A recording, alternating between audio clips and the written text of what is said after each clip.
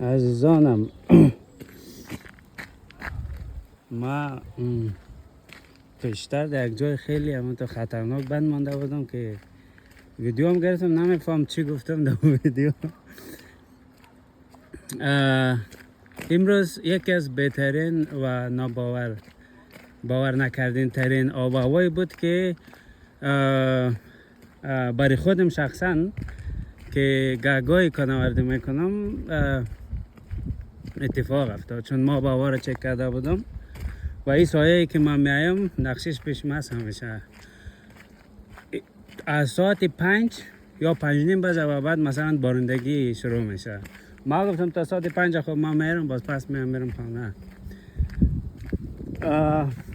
ولی اینه ساعت 12:35 است، باران استارت کرده.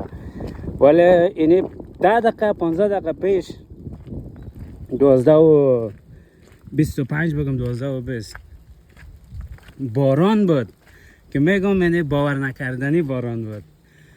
فکر میکردی که از باران نیست، یعنی چه قسم برات بگم، پایپی ها از بالا بگیری پایین اونت کاب میان، اونت یک چیزی بود. ما گفتم هیچ، ما خواب باورش کرده بودم. من فکر بودم که خدا اگه تو باران کنه ادامه پیدا کنه، نه ما پس رفتم میتونم نه پیش رفتم میتونم.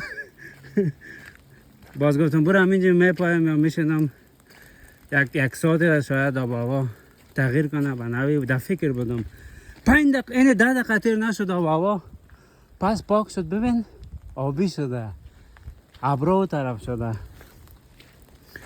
بعد یک آب و هوای خیلی جالبی داره اینجا. یعنی ما خودم اینجا تقریبا 10 سال از زندگی میکنم در این منطقه، ولی قبلا ویانا بودم. در این مدت 10 سال باور کن هر باری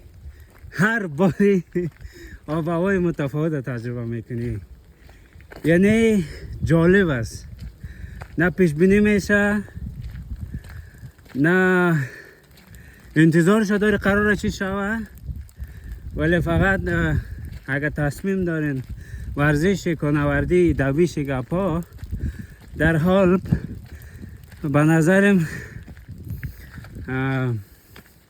صرف نظر کنین از آب و هوا، از اینترنت، گوگل گپا. برین دل به دریا گفته اگه تو بزنین. اگه باران شد باند باران شوه، اگه برف بارید برف بباره، اگه آفتاب باند که آفتاب باشه. خب از آن فعلا خدا نگهدارتان. باز در ویدیوی بعدی باز اگه چیزای جدید براتان میمانم.